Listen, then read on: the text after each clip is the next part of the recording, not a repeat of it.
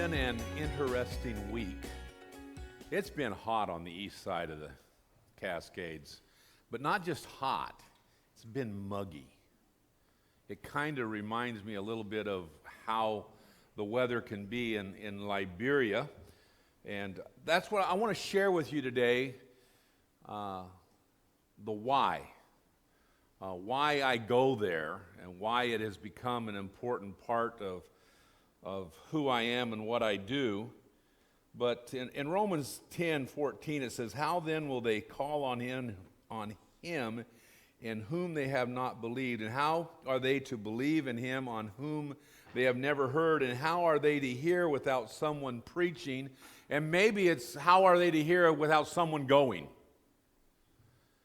But these twins here are the number one reason why I ended up in Africa. I had no intentions of going to Africa. It was not a place that I wanted to go to. But I got a phone call while I was ministering down in Salinas, California, from Elijah Neuma. And he called, and I wasn't in the office, and he wanted to know when our series on Romans was going to start back up again. Our computer had taken a dump and decided it wasn't going to work anymore, and so we weren't able to record the sermons, and we weren't putting them online. And the secretary said, "Well, I don't know. Ray's not in right now. Call him on Thursday morning at XX time." He did. He called back, and he wanted to know because they had been, and I felt kind of sorry for the people, but they had been listening to the audio messages at their church, and they weren't there. And on that second phone call, his wife got on the phone. Her name was Jeanette, and she said, "Ray, Elijah would never ask you, but he would love for you to come over and teach, week, 2 weeks, whatever you could do." And she was very pregnant with these two. That is Jeanette and Ray. And but she gave birth on August the 22nd. And I got a phone call of how excited they were and how happy they were. And then I got a phone call on August 24th from Elijah, and Jeanette had hemorrhaged and passed away 2 days after the babies were born. So that's my why. That's why I go in the first place.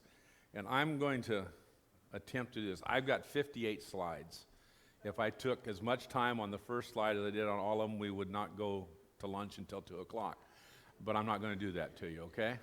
We'll buzz through some of these fairly quickly. That's me with the twins 3 years ago. So as you can tell, they're growing up. And that's the kitchen of the house that they live in.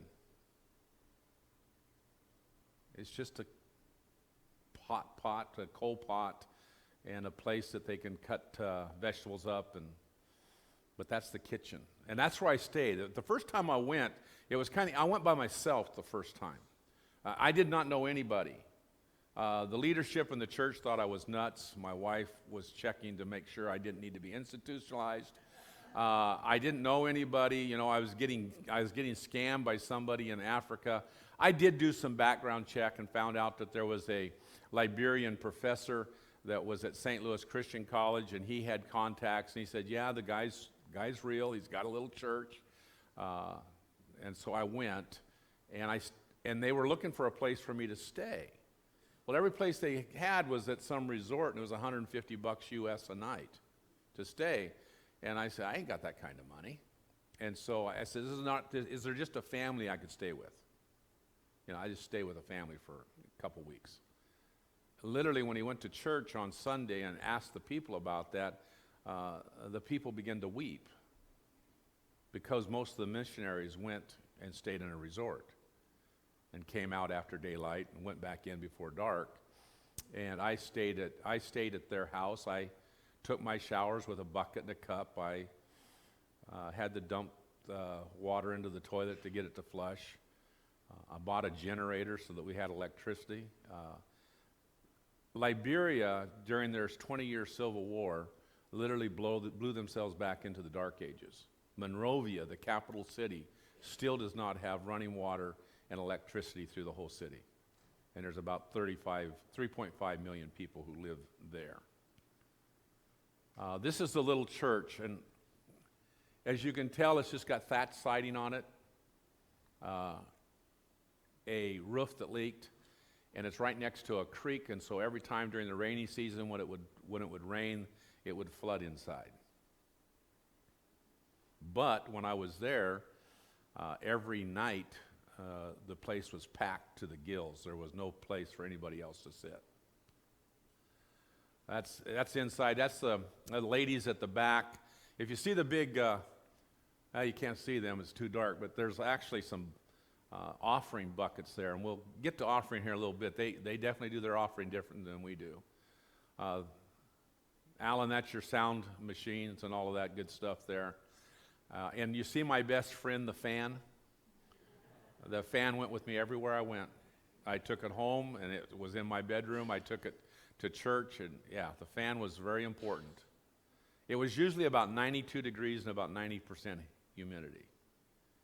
And for this skinny little guy, that was misery. There you go. The generator was running. You need to charge up your phone, right? Anytime you found a place that you could charge your phone for free, you took advantage of it, because otherwise it would cost you about $10 Liberian, which is about 50 cents. I think it was 74 to 1 the first time I was there, 74 Liberian dollars to an American dollar. But that blew me away. We had some baptism while I was there, and we did them in the ocean. There was 26 people that were baptized on the Saturday before I left the country again. But we did it in the ocean. The Liberians are afraid of the water. They don't like the ocean at all. And so after the baptisms, I went for a little bit of a swim and just about had them in panic mode. But they have nothing. The people in Liberia will work all day in the heat of the day with a shovel or with whatever the work that they're doing, and they'll get $10 US. A bag of rice is $20. If you ask a Liberian man, have you eaten today? If they have not had rice, they will tell you no. You could feed them prime rib, baked potato, salad, and give them some cheesecake for dessert, and then ask them if they've eaten, and they say no. But the other side of that is they would give you their meal before they would eat themselves, whether they know you or not. They are about the most giving people that I have ever run into. This is the people, some of the people that were baptized that day on Sunday morning. I tell you about this. This is Jeanette Neuma's dad. Jeanette Neuma's dad and her mother traveled down on the last Sunday that I was there, a 6-hour trip to come and be there for the last Sunday morning. 6 hours one way, 6 hours to go back. And they came and they sat in the front row and were about as nice and gentle of people as you could know. But they brought, and there's a picture of it a little later, they brought a robe that they gave to me that was probably worth about $350 US. So it wasn't a cheap deal.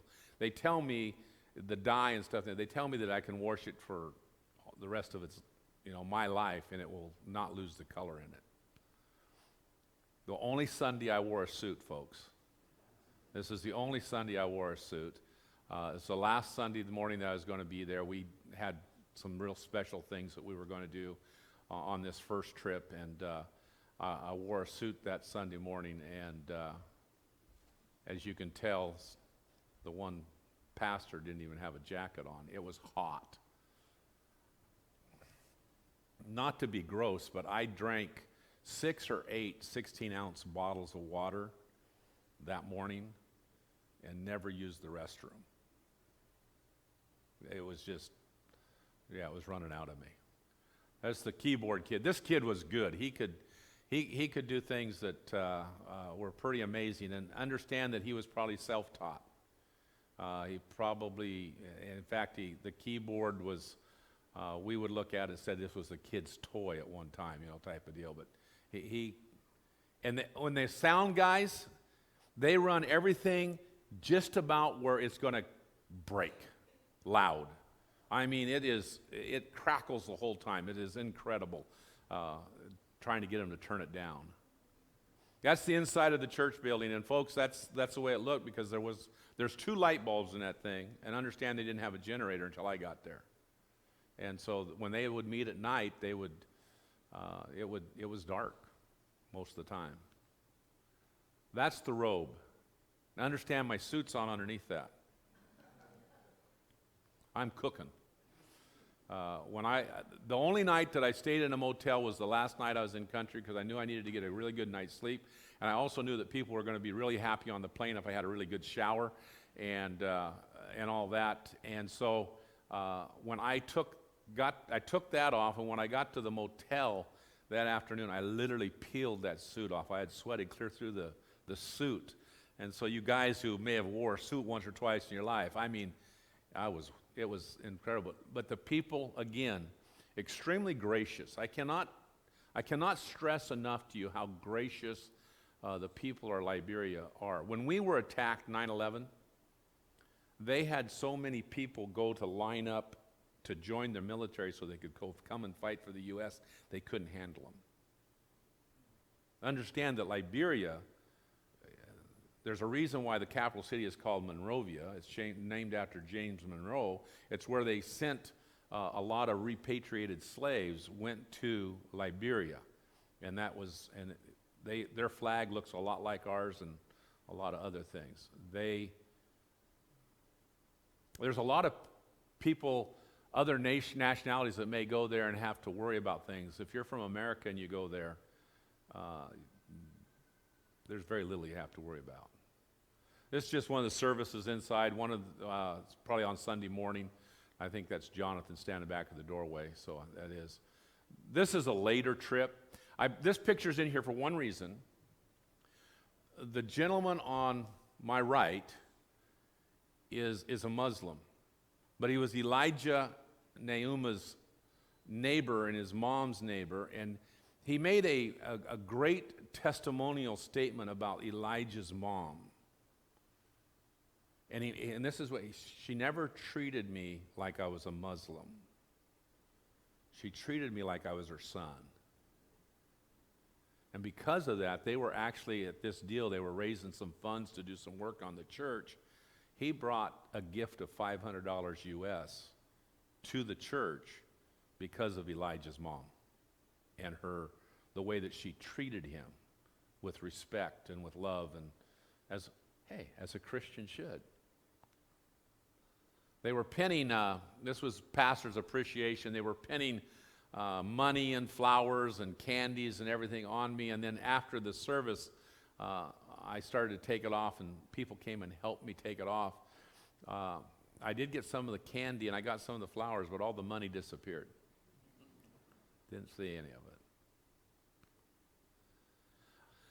On this trip, I took one of the things that I wanted to make a presentation that I thought would impact not only the people of the church, but also impact the leadership of the church.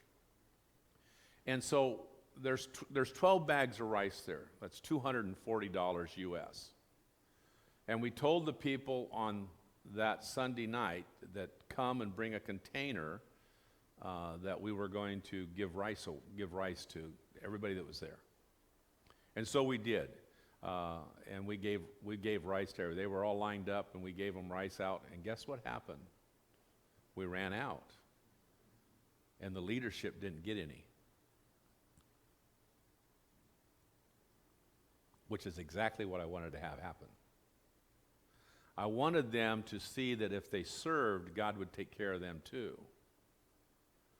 So I went and bought 4 more bags of rice. And they all got about a quarter of a bag of rice. They got more than a double portion. But I wanted them to understand that sometimes when we sacrifice, we actually are taken care of better by God. And so that was the lesson. Rice, that's 25 kilos. The last time I was there, it was $19.50 U.S., and the exchange rate is now at about 130 to 1, so 130 Liberian dollars to 1 of ours. And it's really interesting when you go to buy gas. This is just, we're handing out some rice, and these little twins are not the first 2 twins. These are different twins. This is a lady that Elijah and I met on the street, and she had these little twins, and she didn't have food for them, and I invited her to come. This is the day we were giving out rice. I invited her to come to church. I said, please bring your twins with you. And she came, and I took opportunity to pray for these 2 little babies. Her request to me was that I would take them with me, because she knew she couldn't take care of them. But you can't adopt babies from Liberia anyway. And I knew I couldn't snuggle them out in my suitcase. But I would have taken them home with me. I might have had to find another place to live part of the time, but I would have taken them home with me. But that is a common issue. We treat... It is not unusual in Liberia for a man to have more than 1 wife, or to have a wife and a girlfriend and another girlfriend. And it's not unusual for him to have a wife that is 60 years old, a wife that's 40 years old, and a wife that's 20 years old. And I've seen that too many times in the little villages. And he'd be about 60, yeah, and the youngest one would be packing a baby. And it was not unusual. But here again, we have a single mother who really has no way of taking care of these babies. Unemployment runs about 70%, and then they are forced to either begging or selling their body so that they can take care of their babies. It's sad. So when the church has a chance to help, we have to jump at it. And that's one of the things that I encourage the church there is to continue to help her. Go see her on a weekly basis. Make sure you take care of the babies. This is the gentleman that will be here on Thursday, the 8th of September. This is Sam Risley. Sam is in Muncie, Indiana at Harvest Christian Fellowship. Sam taught me so much on the mission field.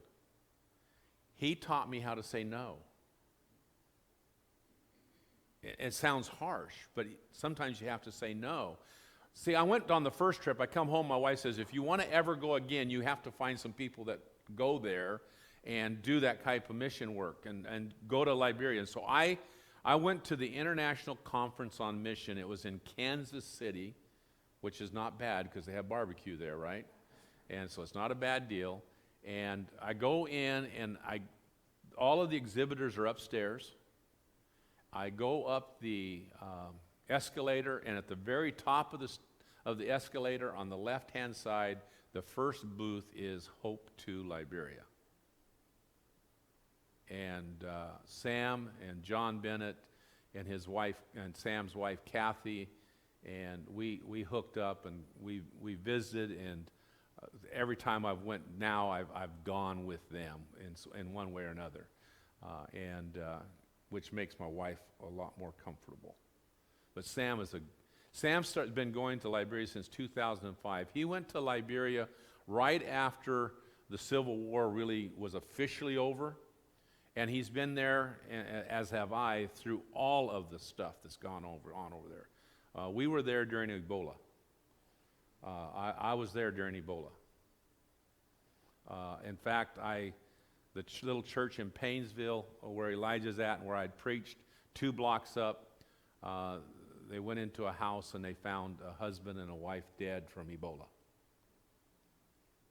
But one of the reasons that Hope 2 is so respected in Liberia is because we were there during Ebola. We didn't run away. We stayed, and we continued to work there. And I cannot say enough good things about Sam. He went there the first time in 2005. They'd asked him to come and talk to some leaders, and he thought, okay. And they said, well, how many guys are going to be there? And he says, oh, there'll probably be 50. There was 500. There were 500 men and women from different churches who came to have somebody teach them. This is Sonny. Sonny is the person who runs Hope 2 in Liberia. It is very hard to find good people who are going to be honest and ethical all the time in Liberia, because the government's not that way. The police are not that way. The police have payday Friday. That's when they stop every car, and they're looking for bribes. But Sonny and his family run the things in Liberia, and he is a good man. He actually went to Uganda with Hope 2, and he'd never been on a plane. That was kind of funny. This is the room that we stay in. Yes, those are bunk beds, and no, I do not sleep on the top bunk. But we can house 48 people at the one dorm, or whatever you want to call it, that we have there, the lodge there. And we actually have now built a house for Sonny and his family. And so the lodge is ours, and they actually rent it out to other missionary groups that come in and different things. It's not fancy, but it has running water. The toilet's flush, and we have electricity. We have both generator and solar.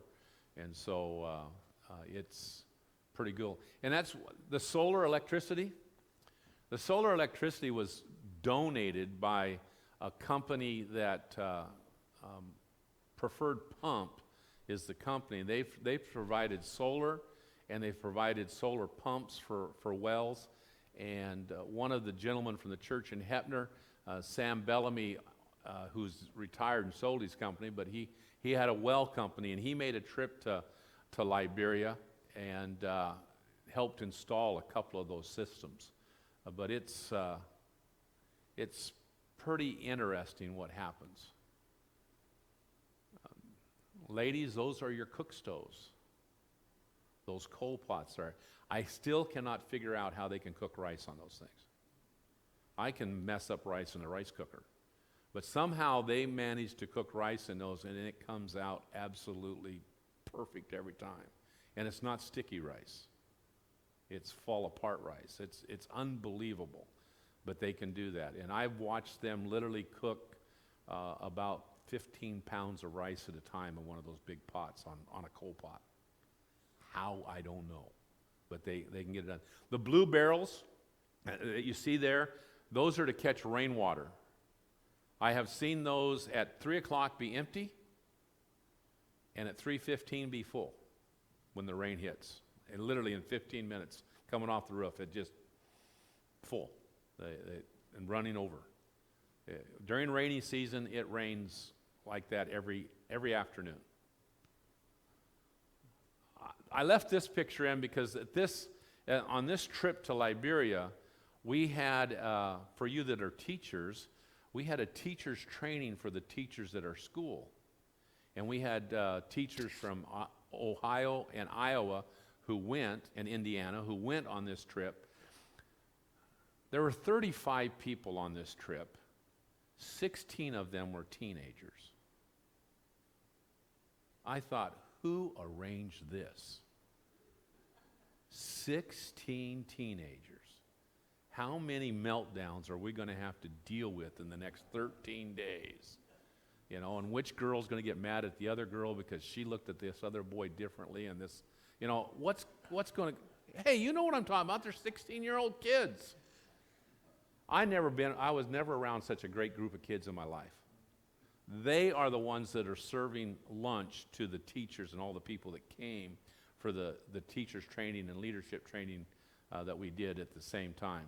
And they're out there in the hot sun, and they're serving, and they're going to be the ones that eat last if there's any food left. And I can't say enough about those kids at that time.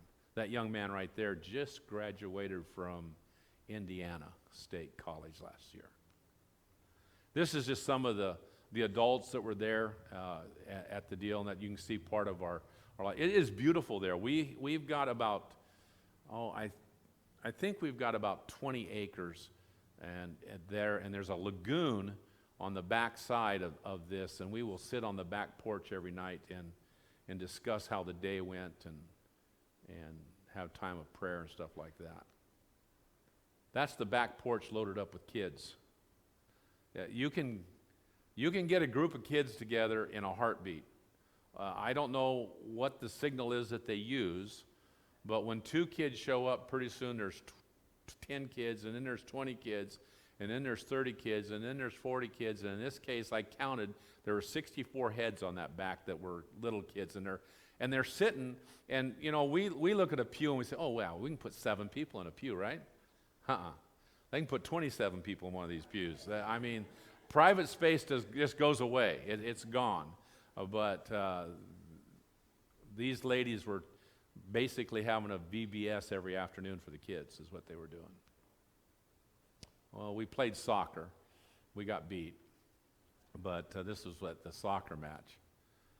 That's the white shirts are the guys that got beat.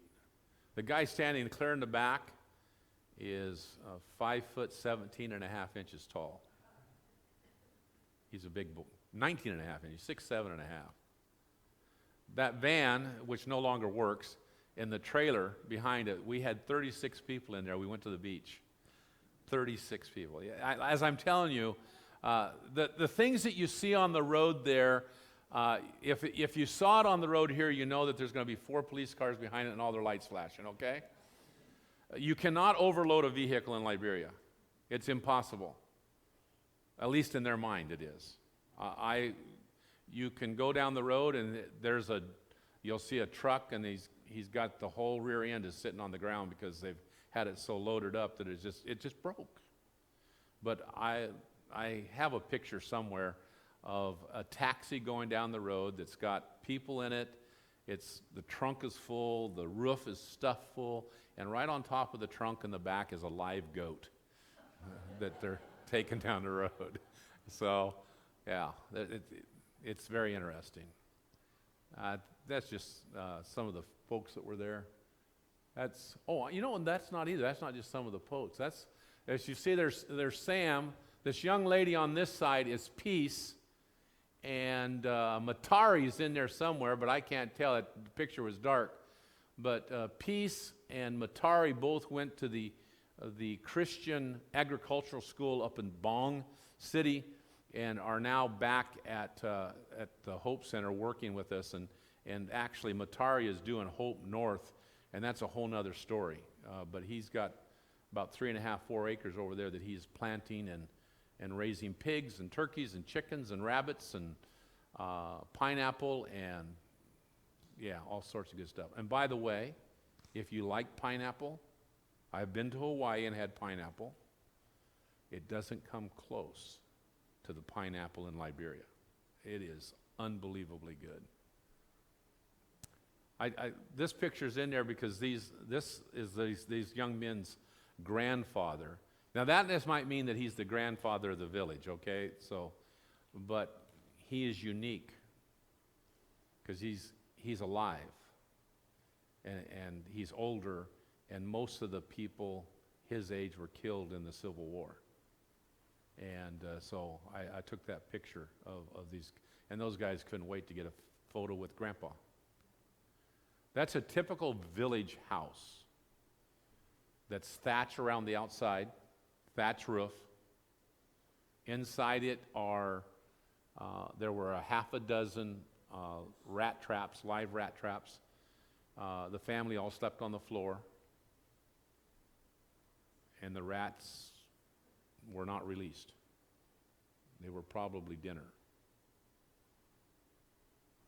Because in that house, there were 12 people, of which most of them were children. This is the house of the guy that had 3 wives. 12 children, or 12 people, 9 children, I think it's right. They had to make a choice every day of who was and who was not going to eat. And I don't mean who was not going to get breakfast. I mean who was not going to eat that day. That's a choice that parents have to make every day in most of the villages. Just to put things in perspective for us. We do not know how blessed we are. McKaylee, not to pick on you, but I think that every teenager should have to go to Liberia and spend 6 weeks. Your perspective of life would change completely of how blessed we are. We don't realize it. Cinder blocks. This is in here for one reason. When on this trip, I went to Indiana, and I played in a golf tournament, and it was a fundraiser for Hope 2, and Sam told everybody, folks, what we're going to do with the money that we raised from this, we're going to buy cinder blocks, and we're going to buy these blocks as we're beginning to build our big building, which is 70 feet wide and 140 feet long, I think is right. We raised a little over $5,000, and by the time we got to our complex, the $5,000 was spent. Those bricks cost 50 cents a piece, and Sam talked to one guy and told him that he needed 10,000 of them, and he said, I can't do that. I don't have the manpower, can't do it. So he went to another guy and said, this is what I need. And the guy said, when do you need them? And he says, well, I need them to start showing up on, I think we got in there on a Friday. He said, I need them to start showing up on Wednesday. And the guy said, okay. He says, I'll have to hire another guy, and I'll have to have my 2 sons help me, and we'll do them for you. And so they started delivering bricks on Wednesday. But the money was spent before we ever got there. That's one of the things, the reasons I like Hope too, is they will definitely put the money where they said they're going to put the money. It doesn't go to pay big payrolls. This is just pictures in the local village there. The young lady in the middle there, Kim, that's John Bennett's daughter, is now a senior in college. That's Trent. Trent is a administrator in school district in Ohio or Iowa, one of those 2 states. But this little guy grabbed a hold of him, wouldn't let go of him. He was holding on him. He's on the back porch right there of the Hope Center. This is at the agricultural college. The ponds, what you see down there right next to the line of trees, are where they're raising tilapia. And so they're teaching people how to do that. They raise tilapia, they raise pigs and chickens and turkeys and plant all sorts of different vegetables. Tilapia is a fish, yeah. Yeah, they're not, that's one fish that Rhonda will actually eat sometimes. This is just at the tail end of Ebola. This gentleman in the striped shirt there he built this casket for his sister. And it's all hand carved. It is just an extremely phenomenal piece of work. And understand they have no power tools, so it's done by hand, the whole thing. These are, we have a lady in Heppner who, her name is Lois Connor, and she makes pillowcase dresses. And these are some of the dresses that she made for these, and we just give them out to the kids. But I usually have a whole extra suitcase plus of just dresses to take to Liberia. And so when I go, and I plan on going in July of next year, I will have to pay some extra to ship some dresses over there, I know. There's just some more of the kids. Did you take her home with you? Yeah. This is in the leper colony. I always forget the name of this stuff, but it is the most starchy thing you've ever seen in your life. And they, as you can see, they peel it. They grow it, cassava roots. They grow it, and then they peel it, and then they literally mash it to get it so that they can then cook it, and then they usually eat it with their fingers, and it is so starchy. I mean, it makes potatoes seem like they have no starch in them at all. It's just, but this is at the leper colony, and that the gentleman sitting next to Sam there is the chief of this little village of a group of lepers. As you see, he's got canes there. He's got maybe 2 fingers on one hand and 1 or 2 on the other hand. One of his feet has been amputated, and the other one's not in good shape. But they were sitting there, and we were going to show them how to use the water filter system that we give out to people. And I think they're gathered around to do there's the bucket in the back there. This is the saddest place in all of Liberia. Literally the saddest place. This is where the bodies were burnt of the people that had Ebola. You have to understand that is so far removed from their culture. The reason Ebola continued to be such a horrible problem, Ron passes away, Sarah and Alan take care of the body. They would come, they would wash the body, they would kiss Ron, and they'd get him ready for burial. And what's going to happen? They're going to get sick. And so literally the government was taking bodies, bringing him there, and they hired men to be the ones who would keep the fires going and burn the bodies. And these men all turned out to be outcasts of their villages, of their homes. Many of them became drug addicts, overdosed, alcoholics. It was a mess. It was a mess. Saddest place in all of Liberia. But even there's life. Even when things are ugly, even when things are the worst, there's life. And I think there's flowers. I think that the place is kept locked. You have to go get permission from the guy to be able to go in and go on a tour. But it's, even in all of that sadness and all that horridness, there's life. We're cleaning a well, not a whale, but we're cleaning a well at an orphanage. There's actually a guy down in the well. These wells are all hand dug. They're usually from 30 to 40 feet deep. This well would go dry every summer during the dry season. And so we're cleaning it out. We put a new pump on it, a hand pump and all of that. But if you notice, the little orphan in front there is helping wash rocks and stuff that are going to go back down. They're going to put rice bags in the bottom of it, put rock on top of that, and then they'll reassemble everything after they clean it all out. You see those white posts out there across the lagoon? That's the boundary of our property. They're there for a reason, and they were painted nice and white. The last day that I was in Liberia on this trip, and they were painted so that other people would know that was our property. They would not come in and build a house or build a hut of some sort and then claim it for themselves, which happens on a regular basis. These are classrooms. You school teachers will love this. Those are classrooms. There's a window in each one of them. The door on the inside opens up into the big, large area. There's one light bulb in them, and there's no air conditioning.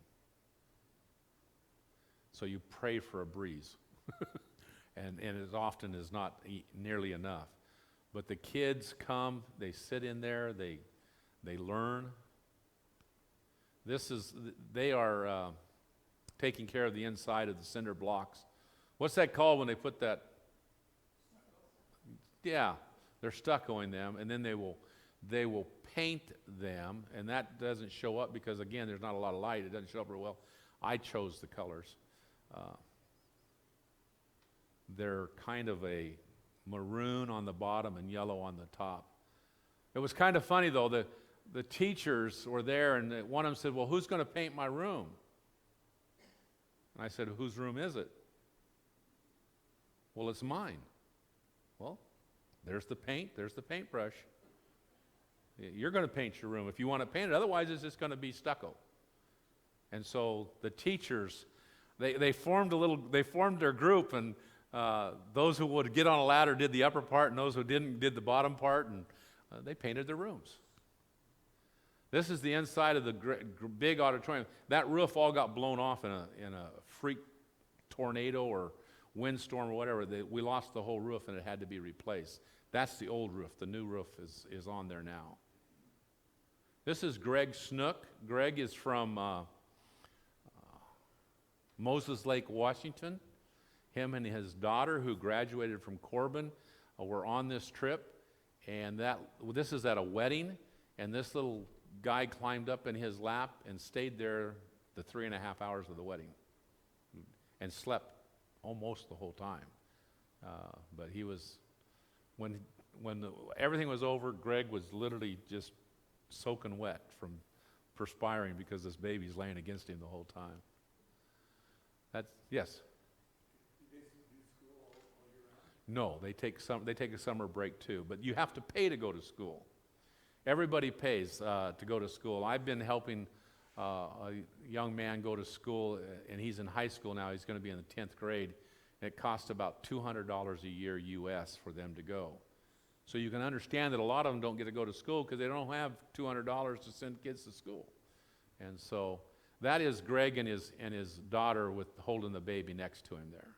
And John on this, after this is over, somebody come and ask me, what's so special about John? I got a story to tell you about John. That's me with my wood carver.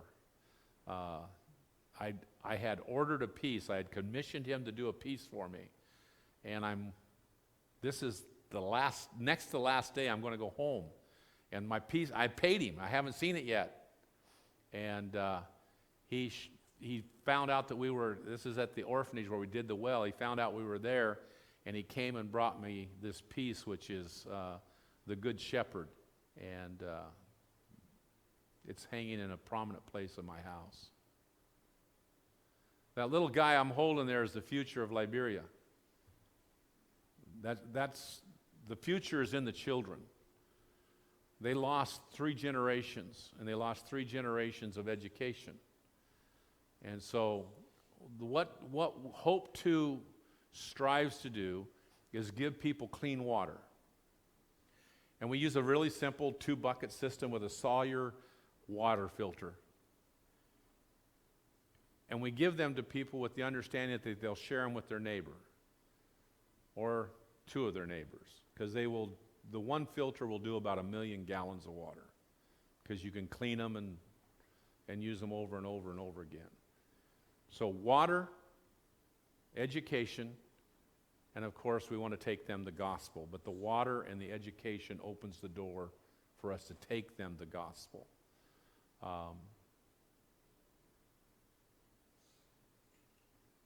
If you would like to go to Liberia, there will be a trip in July, there will be a trip in December, and there will probably be a trip in March. March is the rainy season. July is be warm. And December is you're going to be gone during the holidays. But I will tell you this. Rhonda and I went on our first mission trip. We went with Fame, and we went to the Dominican Republic. It was interesting in a lot of ways. It was very frustrating for my wife, who was a nurse, because she felt like the medical stuff, I'm going to give somebody, it's going to take care of them for a month, but what's going to happen the next month? So in that sense, it was frustrating for her. But it was interesting, but it lit the fire. So the next time we went on a trip, we went to Haiti, where I got extremely sick because of the malaria medicine that I was taking. It made me nuts. I was 1 in a million. I mean, literally, I could not be in a room with people. I couldn't sleep at night. And the only way you get there is on a plane, so I had to get on one of those silver tubes and fly home, and I didn't want to be in there. And it literally still affects me to the day. I fight anxiety and stuff today from that trip and the medicine they gave me. But since then, I take a different malaria medicine that a travel doctor gave me, and it's good. The trip to Dominican Republic just woke me up. The trip to Haiti helped light the fire. The trip to Liberia gave me a whole new outlook on ministry itself. In fact, I tell people often, I told them, they'd say, why do you go to Liberia? I say, I go to Liberia so I feel like coming back and doing what I need to do here. Some of you may grasp that, but I would love to take half a dozen of you with me and go to Liberia in July next year. Cost you about $3,500. They have ways of helping to raise the money to go, but it is a trip that will change your outlook. And some of you are going to go, well, I'm too old to go. No, you're not. I went with a gentleman who is 81 years old. 81 years old, and he worked harder, I think, than I did physically, because he was a lot smarter when it came to mechanical stuff. And him and another guy named John, Big John, they spent 4 days trying to figure out why the batteries weren't charging up the way they were supposed to when the generator was running and when the solar was running. And they figured it out, but they spent the time there. We are pouring everything that we can into the children in Liberia. We are in the process right now, and I won't go too much because Sam is going to be here, and he will tell you some more about the high school, the upper school that's being built. The walls have been, or the foundation's been laid out, and they're busy at it. I know last week I told you that introduce yourself to your neighbors, and no, I don't want a show of hands of those of you did. But I wanted to take this opportunity just to introduce you to the fact that Willamina Christian Church is not the only place the gospel is at, and it's not the only place God's kingdom's at. It's alive and well around the world. It's alive and well in Liberia. It's alive and well at the church in Buchanan. It's alive and well at the church over on Battery Row. It's alive and well in the little church there in Painesville. It's alive and well at the Hope Center out of Marshall, out of Boys Town. It's alive and well. But it only stays alive and well if the kingdom members are doing what God has asked us to do, and that is share the good news with other people. You don't have to go to Liberia to share the good news. You can share the good news just across the street. And that's really the point that I want you to grasp from this, is that we have this good news that we can share, but that's not I was going to go. Can you take that back and get the first picture up for me, Alan? Yep. And that way I won't confuse everybody.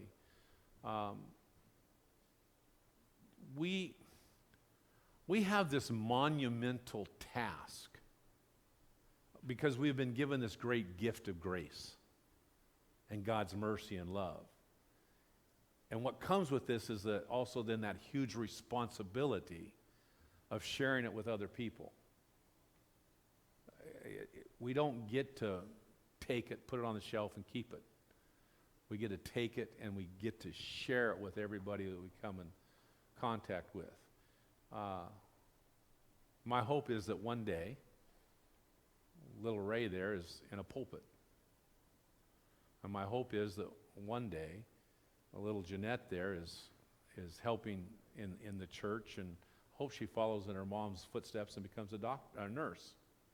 I really do. But if there's nobody who's going to pour that into them, if there's nobody that's going to encourage them to do that, it isn't going to happen. The same way it is with our children that we have here in the church. There are people right now who are pouring into them over in the other building. And we need to be doing that, not just to the children that are here, but all the children we come in contact with. Pour into them the fact that there's better things ahead. There's better things for them. There's better ways for them. Let's go to God in prayer. And if you have questions, I'm going to be here. You can ask me questions later. God, we thank you for the day. I thank you for the opportunity just again to share the great work that is going on with Hope 2 overseas. But also, Lord, that we would take to heart that we need to be people who share your love and your mercy with everyone we come in contact with. And I pray this in Christ's holy and precious name. Amen. In the morning when I rise, in the morning when I rise, in the morning when I rise, give me Jesus, oh give me Jesus, give me Jesus, oh you can have all this world, just give